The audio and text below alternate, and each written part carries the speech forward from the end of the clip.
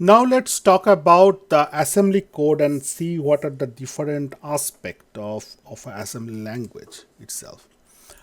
We'll be concentrating on MIPS assembly language in this class, so we'll be talking mostly about the MIPS, but same ideas can be applied to any other assembly languages, like targeting for other processors like Pentium or ARM or Snapdragon, those kind of like major processor in the market. So we can apply the same concept onto those processors assembly language.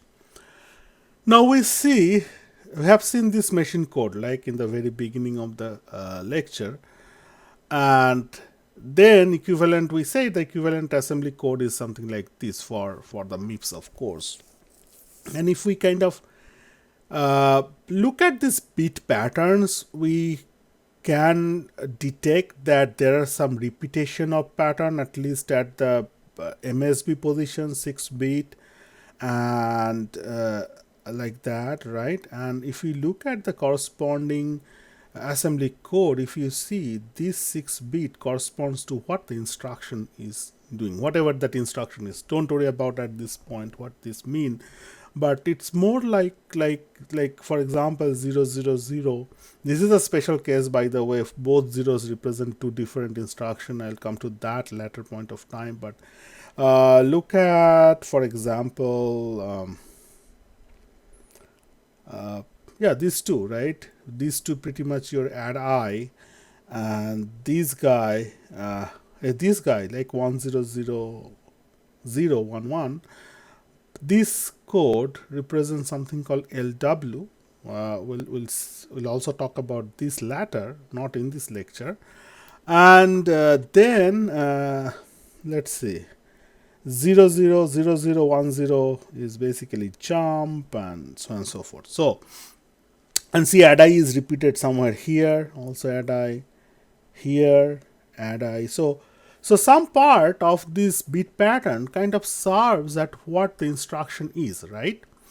Let's go in detail. We'll talk about this relation in more detail in later, but let's look at this part, assembly code, how it is organized, or what are the different part of one statement, right? So these parts, these are the major part. One is that there can be a label, which is optional, by the way.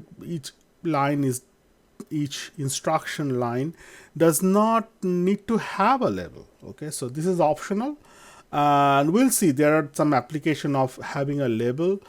For an instruction, you are kind of almost naming this instruction there, and you can refer back that instruction, like you jump to this instruction and that instruction.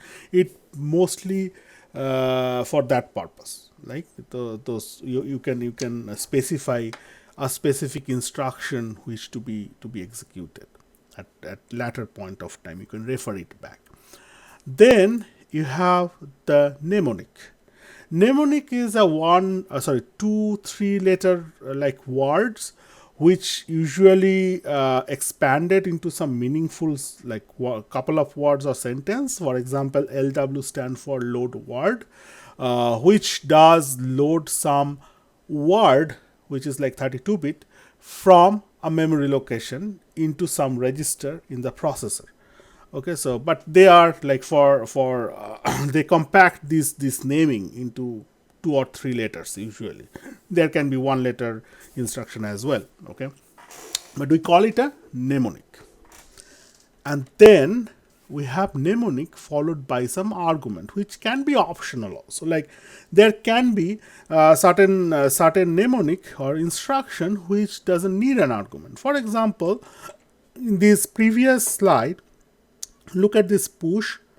This does not need any argument, right? And some of them has 1 argument, some of them has 3. There can be some have them have 2, and so on and so forth. So this number of arguments are optional. Okay, it can be there, may not be there. And then there is a statement termination. Okay, semicolon. But here is also another point, that some assembler uses new line character as a statement termination. So this is the whole statement of an assembly program, one statement in the assembly program, and this is like a statement terminator needs to be there. Some assembler supports a semicolon, just like high level language. Some assembler supports new line, which is kind of scripting way. You know, like scripting language are mostly have a new line as a treated of a they treat the new line as a start of another new statement or instruction, right?